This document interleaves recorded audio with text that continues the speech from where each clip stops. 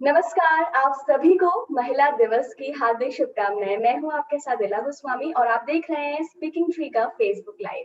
वैसे तो साल के 365 दिन ही महिलाओं को समर्पित होते हैं क्योंकि नारी शक्ति से ही ये सृष्टि चल रही है। लेकिन फिर भी आज का दिन पूरा विश्व महिला दिवस के रूप में मनाता है, तो हम सभी महिलाओं के लिए एक खास लाइव लेकर आए हैं। इस लाइव में हमारे साथ दो खास मेहमान जुड़ रहे हैं। देख रही हूँ मैं काफी सारे लोग यहाँ पर हमारे साथ लगातार जुड़ते जा रहे हैं। जैसे जैसे लोग जुड़ेंगे मैं अपने दोनों मेहमानों का इंट्रोडक्शन कराऊंगी। तो अभी फिलहाल आप सभी अंतरराष्ट्रीय महिला दिवस के दिन हमारे साथ यानी स्पीकिंग ट्री के साथ लाइव जुड़े हैं। आज बात होगी महिलाओं पर, महिलाओं के सशक्तिकरण पर यानी कि एम्पावरमेंट पर, कि वाकई क्या जो एम्पावरमेंट की दिशा और दशा है वो तय की जा रही थी, जो तय की जा रही है, क्या वाकई इस दिशा में काम हो रहे हैं? क्या वाकई हम सभी महिलाएं सशक्त महसूस कर रहे हैं? तो इसी पर सब चर्चा शुरू होगी। हमारे साथ हमारे पहले मेहमान जो हैं वो जुड़ चुके हैं। राजगोपाल दीदी जी, बहुत बहुत स्वागत है आपका। छोटा सा आपका इंट्रोडक्शन देना चाहूंगी मैं हमारे सभी लाइव दर्शकों को। आप फाउंडर हैं एकता परिषद के, साथ ही आप एक गांधीवादी हैं जो अहिंसा की राह पर चलकर कई लोगों को नई राह दिखा चुके हैं। बहुत बहुत स्वागत है आपका राजगोपाल जी। थैंक यू इला, थैंक यू सर। महिला दिवस है आज और हमारा जो विषय है वो भी महिलाओं से ही जुड़ा हुआ है। मैं सभी दर्शकों को बताना चाहूंगी हमारा विषय क्या है। विषय है महिला सशक्तिकरण की वास्तविक दशा एवं दिशा, क्या हुए हैं अपेक्षित बदलाव। तो राजगोपाल जी, पहला सवाल मैं आपसे ही पूछना चाहूंगी कि हम एम्पावरमेंट की बात करते हैं, कई सालों से हम ये लड़ाई लड़ रहे हैं और आप देख रहे होंगे आज हर क्षेत्र में महिला अपने आप को सशक्त महसूस करती है। लेकिन फिर भी आपसे जानना चाहूंगी कि क्या दशा और दिशा है इस वक्त महिला सशक्तिकरण की? मैं ये बहुत दिन से इस काम में लगा हूँ कि युवा सशक्तिकरण के काम में, तो उसमें महिला पुरुषों का सहभागिता है, दोनों हैं। लेकिन मैंने ये महसूस किया है कि जहाँ जहाँ महिलाओं ने नेतृत्व ली ग्रामीण स्तर पर, वहाँ काम वनस्पत बहुत ज्यादा अच्छा हुआ। क्योंकि मेरे पास हजारों उदाहरण होगा जहाँ गांव के साधारण महिलाएं जो बिल्कुल स्कूल जाने का काम नहीं किया, लेकिन प्रशिक्षण में आने के बाद, एक 10 दिन के प्रशिक्षण पाने के बाद वापस गांव में जाकर कितने अच्छे ढंग से काम किया और वहाँ आमूल चूल परिवर्तन ले आए। क्योंकि मेरा पूरा प्रशिक्षण अहिंसात्मक तरीके से समाज परिवर्तन का है और मैं मानता हूँ कि अहिंसा महिलाओं के हाथ में ज्यादा ज्यादा अच्छे ढंग से काम आता है, क्योंकि उनको आता है कि अहिंसात्मक तरीके से काम करना, और समाज में अहिंसा को फैलाने में महिलाओं की एक बड़ी भूमिका है, ऐसा मैं मानता हूँ। तो वो नारी शक्ति का जो दर्शन है, अगर वो गांव के स्वास्थ्य विभाग से संघर्ष करने का मामला हो, पानी के लिए काम करने की मामला हो, शराब की दुकान बंद करने की मामला हो, या वहाँ वनोपज संकलन करके अपने आर्थिक स्थिति को सुधारने की बात हो, खेती किराए पर लेकर सामूहिक खेती करने की मामला हो, तो मैंने ऐसे हजारों गांव देखा है जहां महिलाओं के नेतृत्व में आने के कारण बहुत जबरदस्त परिवर्तन आया है। और अब कुछ दिन पहले हमने उस प्रकार के 50 महिलाओं को सम्मानित किया जो जबरदस्त काम किए हैं, कि बिल्कुल अनपढ़ कह सकते हैं क्योंकि वो स्कूल नहीं गया, लेकिन इतने उनके अंदर क्षमता है। तो महिला नेतृत्व को लेके मेरे मन में एक बहुत ये धारणा है कि अगर समाज के असल परिवर्तन हम चाहते हैं तो महिलाओं को सामने लाना होगा, उनको नेतृत्व के लिए तैयार करना होगा और उनके ऊपर विश्वास करके नेतृत्व उनके हाथ में छोड़ना होगा। क्योंकि महिला सशक्तिकरण पुरुष के सशक्तिकरण के बिना होगा नहीं। जब तक वो मन में अपने व्यवहार बदलने को तैयार नहीं होंगे पुरुष, तो महिलाओं को स्पेस देना बहुत कठिन है। तो महिला सशक्तिकरण एक प्रकार पुरुष सशक्तिकरण भी है कि पुरुष ये कॉन्फिडेंस महसूस करें कि महिलाएं आगे आने से समाज की विषमताएं दूर हो सकती हैं। क्योंकि ये जो मातृत्व की जो मामला है, ये टच ऑफ फेमिनिस्ट क्वालिटीज जिसको आप कहते हैं, उससे बहुत बड़ा फर्क पड़ता है। और उसको मैंने अपने अपने अनुभव में करके सीखा है। आगे इस पे बात करेंगे राजगोपाल जी। हमारे साथ साध्वी जी जुड़ गए हैं। मैं अपने दर्शकों का इंट्रोडक्शन कराना चाहूंगी। हमारे साथ खुद एक बेहद सशक्त महिला जुड़ी हैं। साध्वी जी, बहुत बहुत स्वागत है आपका। छोटा सा इंट्रोडक्शन देना चाहूंगी आपका। आप मशहूर आध्यात्मिक गुरु हैं और आप प्रेसिडेंट हैं डिवाइन शक्ति फाउंडेशन और सेक्रेटरी जनरल हैं GIWA की। साथ ही साथ आप 25 साल से परमार्थ निकेतन आश्रम से जुड़ी हैं और अभी हमारे साथ ऋषिकेश से आप लाइव हैं। बहुत बहुत स्वागत है साध्वी जी। Jai Gange, it's wonderful to be with you. जी जी, हमारे साथ राजगोपाल पीवी जी। नमस्ते साध्वी जी को। And happy International Women's Day. Yes, happy International Women's Day. Thank you. Good to be with you in this forum. जी जी, हम बात कर रहे थे साध्वी जी महिलाओं के एम्पावरमेंट की, कि किस दिशा और किस दशा में आगे जा रहा है। तो आपसे भी मेरा यही सवाल है कि हम विमेन एम्पावरमेंट की बात करते हैं, तो अगर हम भारत में देखें, अपने देश में देखें, तो किस दिशा में, किस डायरेक्शन में जा रही है विमेन एम्पावरमेंट की बात? देखिए, जब तक मैं समझ सकती हूँ, विमेन को एम्पावर करने कोई आवश्यकता नहीं है। विमेन खुद पावर है। देखो, हमारा पूजा में हमारे सब कुछ जो होता है, जो सारे पूजा, सारे आरती, सारे प्रार्थना, उसके बाद हम क्या कहते हैं? भारत माता की जय, धरती माता की जय, गौ माता की जय। और हमारे सारे जब भगवान के बारे में भी बात करते हैं, तो इट्स ऑलवेज लक्ष्मी नारायण, राधा कृष्ण, सीताराम, सब कुछ पहले शक्ति। और अगर आप शब्द को देख भी लेंगे, तो the word for creation, Srishti, feminine. The word for nature, prakriti, feminine. The word for the power that creates, shakti, feminine. तो power है हमारे में, लेकिन problem क्या है culture में, कि हम उसी power, we don't give it the space to be able to actually blossom and to be able to flower in the way that it needs to. When we have a culture in which our young girls, for example, are told that they have to be fair-skinned in order to be beautiful. कोई भी आप matrimonial ad देखो, सभी will write fair-skinned beauty, fair-skinned beauty.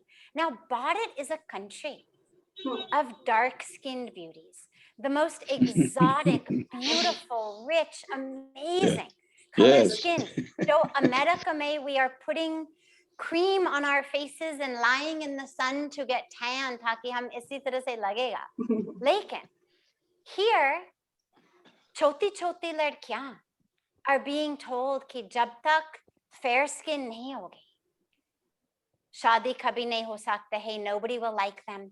So the problem with cultural aspects like this is empowerment हो नहीं सकता है when we are repressing our girls from such a young age, telling them, you are the color of your skin, you are the size and shape of your body.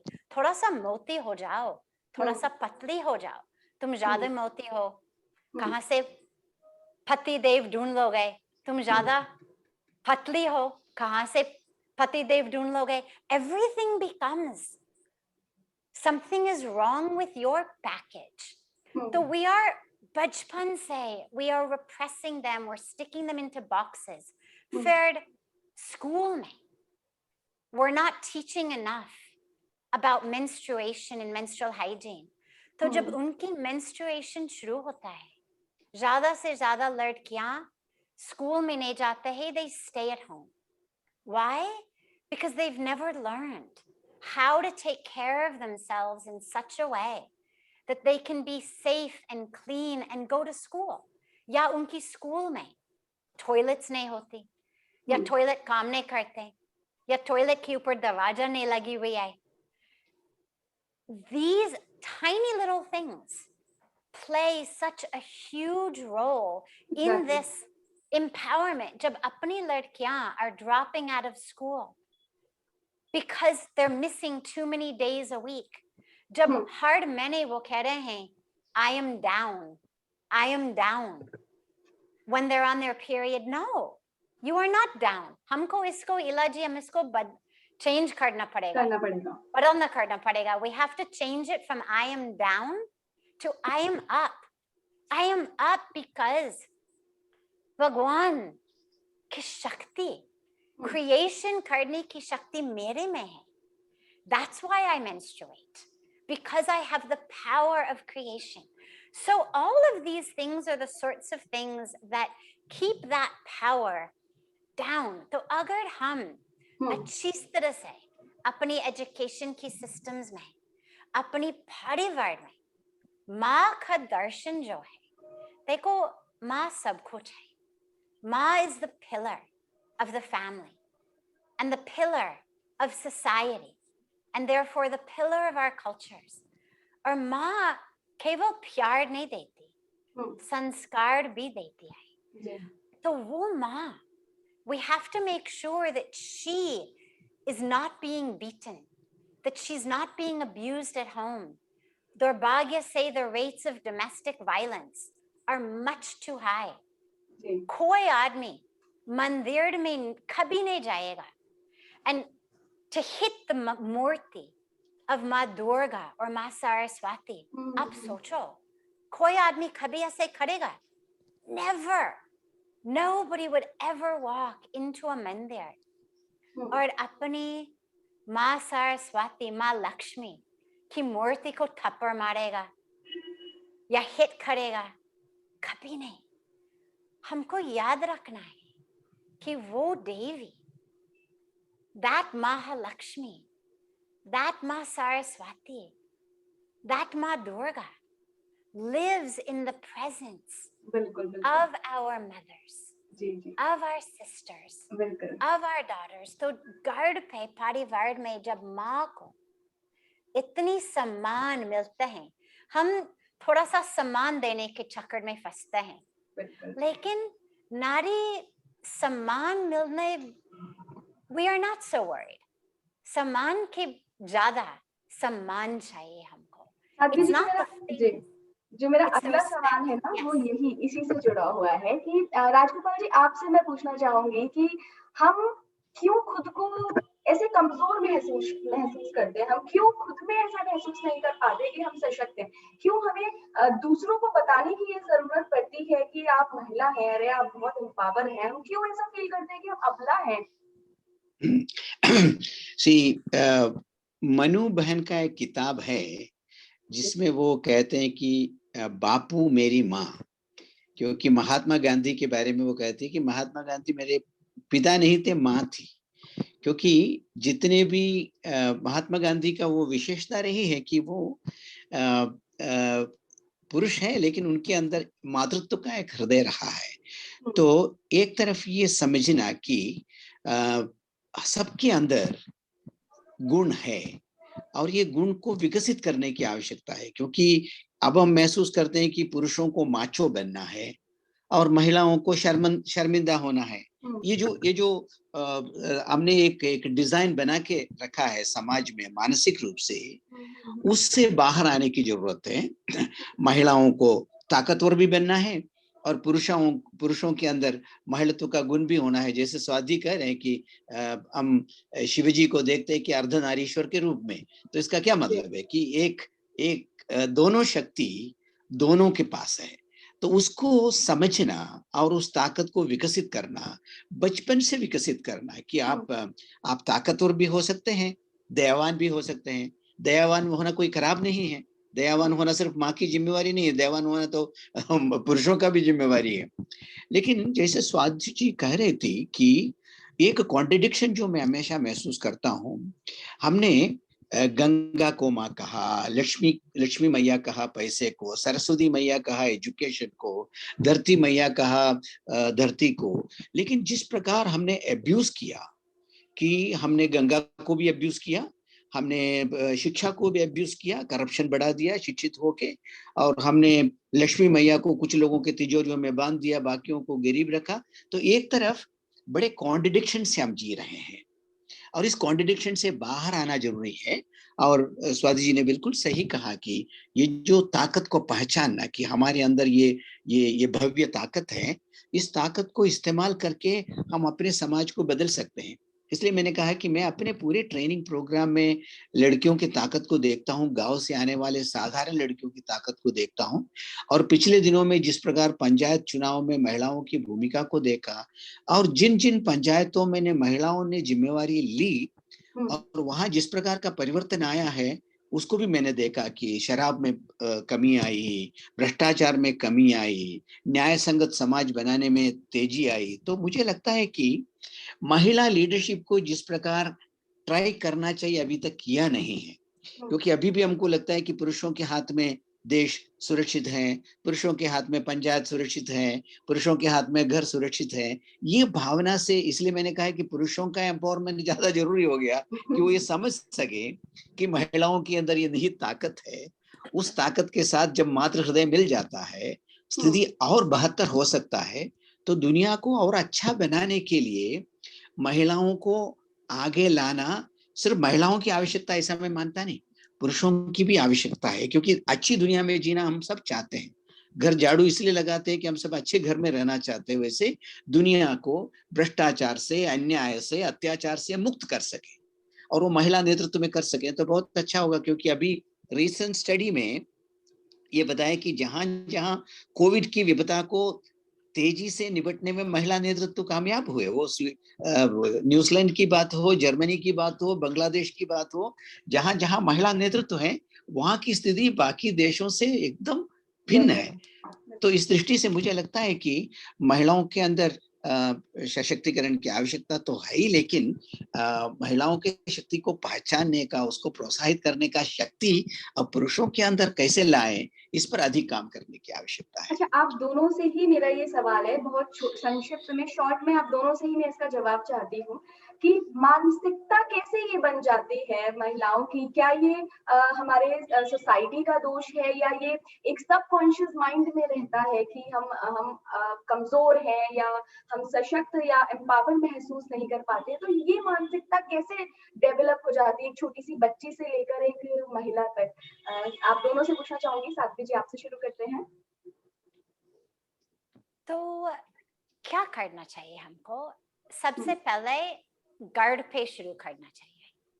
और जो माँ स्वयं अपनी शक्ति पहचान सकेंगे, that mother will be able to give that shakti to her daughter.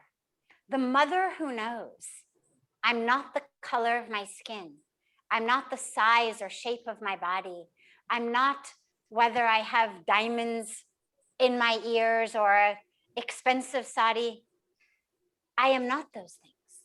वो माँ जो सचमुच cultured है, सचमुच भीतर से connected है, सचमुच अध्यात्मता से जुड़े हुए हैं, that mother will be able to raise her daughter in a way to understand you are a divine gift. Brahma, the creator of the universe, तुम्हारी में है, बल्कि ब्रह्मा ने तुमको चुना गया है to put his power of creation. We say कि Brahma was the creator, but एक बार सृष्टि को create करने के बाद उन्होंने वो शक्ति महिलाएं में दे दिया into the bodies of women.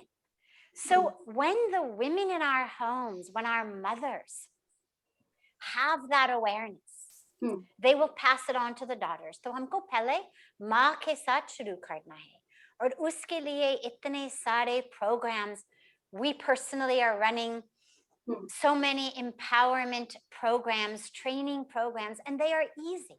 Everybody should do this to bring women together, connect women to each other, help women understand together. We can truly feel the power, और जब हम power को feel कर सकेंगे तो वो पावर हम अपनी बेटियों को फिल कर सकेंगे. So that's in the home.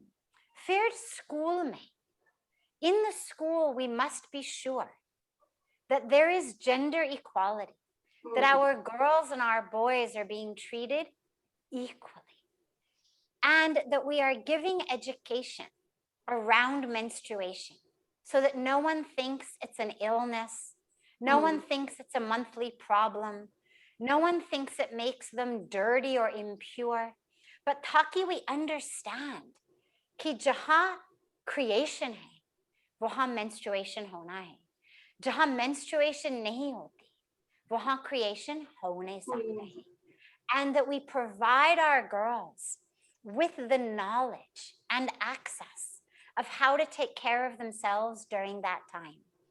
Third, अपनी समाज में, we must come together and commit to be finished with child marriage, to be finished with dowry, to be finished with all of these systems that are rooted in this idea of somehow the girl as an object, that just that physical body is something to be used and abused and discarded. क्योंकि मैं आपको ये भी बताना चाह रही थी कि जिस तरह से हम अपनी लड़कियां को और अपनी नारी शक्ति को ट्रीट करते हैं, ठीक इसी तरह से हम अपनी धरती को, अपनी गंगा माँ को, अपनी मदर अर्थ, मदर नेचर और भारत माँ को भी ट्रीट करते हैं. So when we realize that that power of the divine feminine is something to be loved and celebrated and protected and preserved and served, not an object to be used and abused and discarded. Jaldi se jaldi shadi kara diya taki I don't have to pay. Jaldi se jaldi ye kar do, dowry de do. That's treating our girls as objects to be sold and bought. They are the mother goddess. They are not objects. So samaj mein, we have to come together and absolutely pledge that we will end and abolish these practices. Or lastly, that we will work to protect and preserve our Mother Earth and our Mother Nature.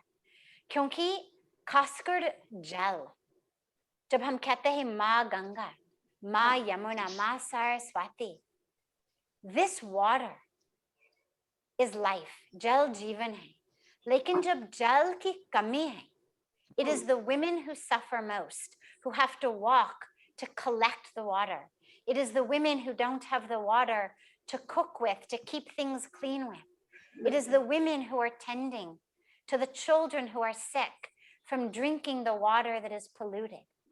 तो जैसे माँ के अंदर creation है, बिना साफ जल, there can be no healthy creation. तो हमको माँ को, धरती माँ को, Mother Earth, Mother Nature और भारत माँ को, सभी की सुरक्षा और सभी का सम्मान करना चाहिए. जी, राजगोपाल जी, आप पर आना चाहूंगी यही सेम सवाल. जी, मैं मैं ये मानता हूँ कि ट्रांसफर ऑफ पावर जो है, सत्ता का विकेंद्रीकरण या सत्ता को हस्तांतरण आसान नहीं है. वो आप पॉलिटिकल फील्ड में भी देखते हैं, वो महिला के संदर्भ में भी ऐसा ही है कि जो पितृ सत्ता जिसको आप कहते हैं या पुरुष सत्ता जिसको आप कहते हैं, बहुत आसानी से वो ट्रांसफर हो जाएगा ऐसा मानने की जरूरत नहीं है. क्योंकि जिनके पास भी सत्ता है उसको पकड़ के रखने की इच्छा होती है. और आपको याद है कि एक जमाने में स्लेव्स होते थे, गुलाम होते थे. अमेरिका जैसे देशों में कितने आंदोलन के बाद गुलामी प्रथा को खत्म करने में सफल हुए वहां के लोग. आज भी पूरा नहीं हुआ. तो पुरुष प्रधान समाज को ये बदलाव के लिए तैयार करना आसान नहीं है. इसलिए रेसिस्टेंस है हमारे समाज में. और रेसिस्टेंस का एक भाग ये है कि महिलाओं को ये बराबर समझा के रखना, तुम कमजोर हो, तुम हमारे संरक्षण के बिना जी नहीं पाओगी. बिल्कुल. हर कदम पर तुमको चाहिए. क्योंकि बड़ी बेटी के साथ छोटे बच्चे को भेजते हैं ना, कि एक हाथ पकड़ के, जैसे कि छोटा लड़का ज्यादा ताकतवर, वो बड़ी लड़की को वहां तक पहुंच जाके आएंगे। तो ये आदत में है कि महिलाओं को ये दिखाते जाओ कि तुम छोटे हो, तुम कमजोर हो, ताकि हम अपने सत्ता पर हावी रह सकें, कायम रख सकें। ये इसी को एम्पावरमेंट कहते हैं। एम्पावरमेंट, पुरुष का एम्पावरमेंट ये है, उनको ये समझना कि शरीर से, स्त्री पुरुष होने से कमजोर या ताकतवर होने का कोई मामला नहीं है। ये मामला आपका मन का है, और मन को तैयार किया जा सकता है बचपन से ही, बहुत बचपन से ही। तो हमारे यहाँ संस्कार बढ़ाने की जरूरत है, घर घर में संस्कार की जरूरत है, स्कूलों में संस्कार की जरूरत है, कॉलेज में संस्कार की जरूरत है। इसलिए पिछले कई वर्षों में मैंने अपने ट्रेनिंग प्रोग्राम में इसको बहुत प्रमुखता दिया कि जहाँ महिला साथी ज्यादा आए प्रशिक्षण में, और जहां जहां उनका अच्छा काम हुआ है। अभी मैं हमेशा छत्तीसगढ़ में सरोजिनी ने जो छोटा सा बच्चों का बैंक शुरू किया, उसको देखने के लिए लोगों को भेजता हूँ। चील घाट में मध्य प्रदेश में नर्मदा ने जिस प्रकार 200 लोगों को जमीन दिला के बसाया, उसको देखने के लिए लोगों को भेजता हूँ। टीकमगढ़ में मध्य प्रदेश में मुन्नी बाई ने, जो आदिवासी महिला ने जो किया, उसको देखने में, क्योंकि इसको अप्रिशिएट करो और उनके लीडरशिप।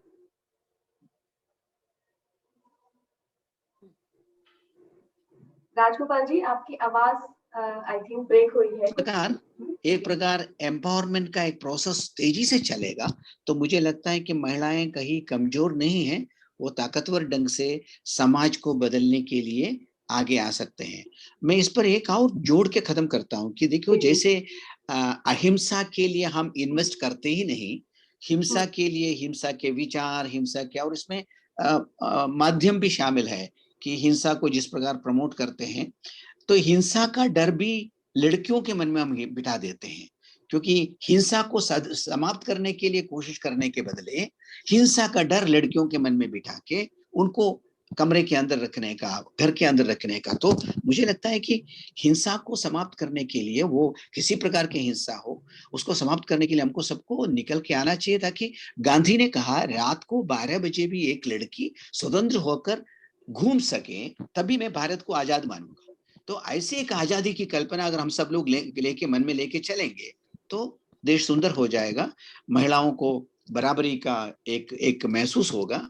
तो मुझे लगता है कि वही सुंदर समाज है, जहां सबको महसूस हो कि हम सब बराबर हैं, हम सबके अंदर एक ही भगवान विराजमान है, और हम सब मिलकर समाज को ठीक कर सकते हैं। जी। अगला सवाल जो है वो हमारी लाइव दर्शक हैं, कई सारे सवाल कमेंट्स आ रहे हैं। मैं एक सवाल उठाना चाहूंगी। इशिता पूछ रही हैं कि how do we minimise the very obvious gender bias in the corporate world today. अभी कैसे हम जो कॉर्पोरेट वर्ल्ड है वहां पर जो जेंडर बायसनेस होती है, भेदभाव होता है पुरुष और स्त्री को लेकर, हम कैसे उसको कम कर सकते हैं। साध्वी जी, बहुत संक्षिप्त में जानना चाहूंगी। मैं समझती हूँ कि कॉर्पोरेट वर्ल्ड में, दुर्भाग्य से ये केवल भारत में नहीं है, ये पूरा विश्व में है, जेंडर बायस तो है ही। हम इसको दो अलग अलग तरीके से खत्म करना है। नंबर 1, पॉलिसी और रूल्स से। जो कॉर्पोरेट की नियम, जो लिखा हुआ है सारे नियम, चाहे सैलरी की नियम, चाहे प्रमोशन की नियम, चाहे जॉब मिलने की नियम, हायरिंग की नियम, all of those must be in perfect alignment with absolute gender equality. Women and men should be hired at the same rate. They should be given raises at the same rate. They should be promoted at the same rate. It should all be merit-based, nothing to do with their gender. However, uski implementation karne ke liye, the second piece is we need women at the head of more corporations. As the women lead, as women move forward, they will put more and more practices of equality in place. Lekin tab tak we must be vocal. Our Honorable Modi ji gave us this beautiful slogan of being vocal for local. So we must be vocal around our local corporations where there is not gender equality. We must call them out. We must be vocal about it. We must make them change their policies, change their systems, and bring about a proper and true gender equality. जी, राजगोपाल जी, इसी से जुड़ा मेरा सवाल है। हमारी दर्शक ने हालाँकि जो जी पूछा है, वो उसके बारे में साथी जी ने बताया, बट इसी से जुड़ा मेरा सवाल है कि कहीं न कहीं जो जेंडर बायसनेस होती है कॉर्पोरेट वर्ल्ड में या कहीं भी, किसी भी क्षेत्र में, तो वहाँ के लिए ज़िम्मेदार हमारी शुरुआती जड़ें नहीं है क्या? ऐसा माना जाता है कि लड़की को देर रात तक नाइट शिफ्ट नहीं दे सकते लड़की को, तो लड़कियों को कम हायर करो, या लड़की को हम फील्ड जॉब के लिए नहीं भेज सकते, इसलिए टीम में लड़कियाँ कम रखो। तो ये मानसिकता कैसे बन गई? हमने तो नहीं कहा कहीं भी कि हम भई नाइट शिफ्ट नहीं कर सकते या हम फील्ड में हम्म जाकर नौकरी नहीं कर सकते। हम्म तो ये एक मानसिकता कैसे बन जाती है? तो ये एक हम लोग एक बहुत ही कॉम्पिटिटिव मार्केट में है। जब आप कहते हैं कि नौकरी का मार्केट जो है बहुत ही कॉम्पिटिटिव मार्केट है और वहाँ अपर हैंड बनाने की कोशिश पुरुष कर ही रहे हैं और ज्यादा सैलरी, ज्यादा सुविधा वगैरह, तो हर चीज में महिलाएं पीछे धकेल दिया जाता है। तो मैं कुछ साल पहले जब महिला स्ट्राइक हुई स्विट्जरलैंड में, उस दिन उन हुँ, लोगों के साथ स्ट्राइक में भाग ले रहा था। आज भी ग्लोबल विमेन स्ट्राइक है, स्ट्राइक डे है, क्योंकि वो अच्छा। अपने सुविधाओं के लिए मांग करते हुए अपने अपने बातों को कहने के लिए ग्लोबली स्ट्राइक कर रहे हैं। तो मुझे लगता है कि आपको याद है कि भारत में आजादी के तुरंत बाद महिलाओं को वोटिंग राइट मिला, लेकिन स्विट्जरलैंड जैसे बहुत धनी देश में 1970 के बाद महिलाओं को वोटिंग राइट मिला। तो उसके लिए उनको बहुत संघर्ष करना पड़ा। तो मुझे लगता है कि समानता का जो जो सोच है, इसी बेसिकली मनुष्य सोचने में इनइक्वल अनइक्वल सोचने में ज्यादा सुविधा महसूस करते हैं। देखिए, मुसलमान हिंदू एक जैसा नहीं है, गरीब अमीर जैसा एक जैसा नहीं है, महिला पुरुष एक जैसा नहीं है, गोरे काले एक ये इनइक्वालिटी, अनइक्वल रिलेशनशिप के बारे में बोलने में हम सब एक जैसा है। हम हुँ, सब, गांधी कहते थे कि सर्वधर्म समभाव, सब एक है। तो उस प्रकार की भावना के बदले सब अलग अलग है, ये कहने में ज्यादा लोगों को रुचि है। तो उस कारण से महिला कमजोर है, महिला ज्यादा काम नहीं कर सकता है, महिलाओं को घर का काम सौंप दो, इसे इसको हमने कह कह के इसको प्रचलित किया। तो मुझे लगता है कि उससे बाहर आना हो, एक कंप्लीट मानसिकता के ट्रांसफॉर्मेशन की जरूरत है। और ये मानसिकता का ट्रांसफॉर्मेशन लंबे अवधि में अभी आ रहे हैं, पहले से ज्यादा आंदोलनों के कारण और संवाद के कारण। तो मुझे लगता है कि कॉर्पोरेट वर्ल्ड को भी अभी पूर्ण रूप से जगह नहीं है। अब कॉर्पोरेट वर्ल्ड के इक्वल अपॉर्चुनिटी के बारे में तो अलग बात है, लेकिन कॉर्पोरेटिव वर्ल्ड जब गांव में जाते हैं तो वहां ग्रामीणों के साथ जो व्यवहार करता है वो इससे भी खराब खराब है, क्योंकि वो उनको कोयला चाहिए, उनको लोहा चाहिए, इसलिए पूरे गांव के गांव उजाड़ दिया। तो वहां के महिलाओं का क्या होता होगा, वो कहाँ जाते होंगे। तो द कॉर्पोरेट सेक्टर कुल मिला के इक्वालिटी के बात को लेके और न्याय के बात को लेके बहुत चर्चा करने की जरूरत है। तो मुझे लगता है कि इस प्रकार के चर्चा से उनके अंदर जागृति पैदा करने की आवश्यकता है। लेकिन पहले मैंने जो कहा कि पुरुष सत्ता की जो जो मानसिकता है, उससे समाज को बाहर आने की जरूरत है कि सब बराबर है। ये कब समझेंगे? इतनी छोटी सी बात समझने में इतने साल लगती है कि सब बराबर है ये समझने में। तो मुझे लगता है कि ये छोटी सी बात बहुत जल्दी समझ में आ जाए तो ये समझ में आएगा महिला पुरुष बराबर है, सबको बराबर अधिकार है, सबको बराबर तनख्वाह मिलना चाहिए। ये बात समझने में बहुत ज्यादा समय बर्बाद नहीं करना चाहिए, ऐसा मैं निवेदन करता हूँ सबसे। साध्वी जी, आपसे पूछना चाहूँगी मैं, आपको नहीं लगता राजगोपाल जी, आप भी और साध्वी जी, आप लोगों को नहीं लगता ये कि कहीं न कहीं हमें भी खुद महिलाओं को भी अपने स्तर पर शुरुआत करनी चाहिए कि कोई हमें ना बताए कि क्या करना है? एडवाइस दे सकते हैं, लेकिन हम को अपने हिसाब से नहीं चला सकते, क्योंकि अक्सर हम घरों में देखते हैं कि कहा जाता है कि अपने डैडी से पूछो, अपने पापा से पूछो, वो बताएँगे कि जाना है कि नहीं जाना है, या हमेशा किसी पुरुष के साये में ही पलते बढ़ते आए हैं। तो कहीं न कहीं हमें खुद से शुरुआत भी करनी चाहिए एम्पावरमेंट की।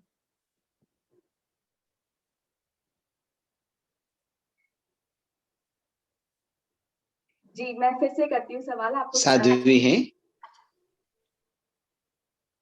मुझे लगता है कि इसकी शुरुआत शुरुआत जो है हमारे भीतर में होना चाहिए। जैसे मैंने कहा कि that power is already within us, लेकिन जहां तक फैमिली में पूछना है So there's a niyam in the family, a respect in the family, a culture in the family. और कोई भी ऐसा empowerment नहीं होना चाहिए that breaks our culture. देखो, empowerment does not mean that I break things. Empowerment means I unite things. I bring them together. I only feel disempowered when I don't think that within me that power is there. जब मुझे मालूम है कि मेरे में शक्ति है, कि जो मैं चाहती हूँ, जो मैं करना चाहूंगी, मैं तो कर लूंगी.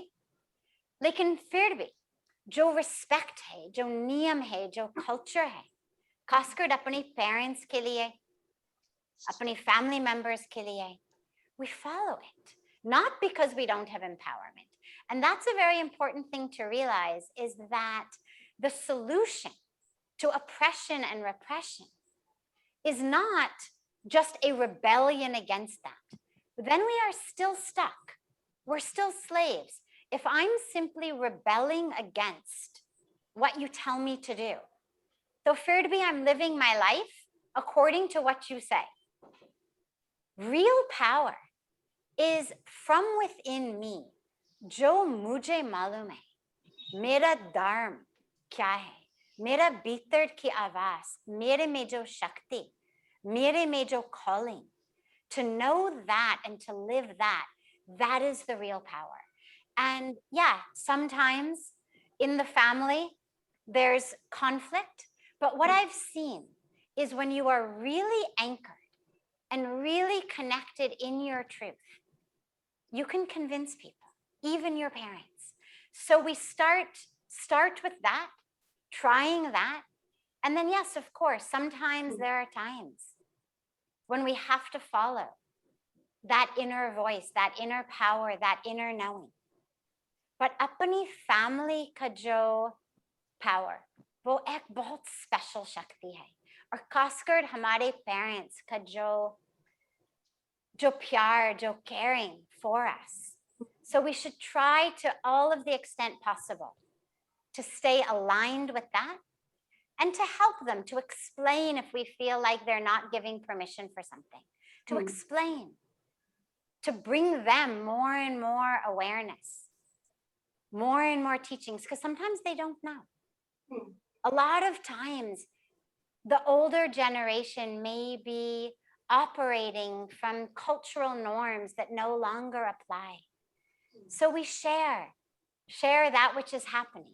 And yet our values, our actual cultural values, our spiritual values, they are timeless. We don't need a change of values. We need a change in the way that we live these values in truth. Because the truth is, our real spiritual values praise women. They bring up women. We are told in our scriptures, in our Sanskriti, of the importance of women, the power of women, where women are adored. That is where God is happy. The gods are happy.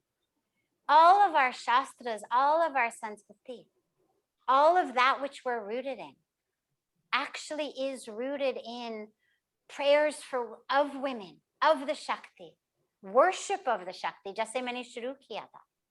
So to help parents understand that, remind them of that, reconnect them to that, rather than just the societal sense of ki padosi kya kahega, samne wale kya kahega. That's where we get stuck. बिल्कुल. अगला सवाल हमारे live दर्शक पूछ रहे हैं. राजगोपाल जी, आपसे लेना चाहूंगी. Women's empowerment increases the chance of domestic violence. Is that true or only for controlling women in India? यानी कि हम जो women empowerment की बात करते हैं, अगर महिला सशक्तिकरण, ऐसा कहा जाता है कि महिला सशक्तिकरण जो domestic violence होता है उनके मामलों को ज्यादा बढ़ाता है. क्या ये वाकई में ऐसा है या ये सिर्फ एक सोच है महिलाओं को कंट्रोल करने के लिए? ये बिल्कुल सोच है, क्योंकि मैंने ऐसी डोमेस्टिक वायलेंस का एक बहुत बड़ा कारण रूरल इंडिया में कम से कम दारू है. शराब पीते हैं और घर आते हैं और ताकत दिखाते हैं अपनी पत्नी के ऊपर, अपने बच्चों के ऊपर.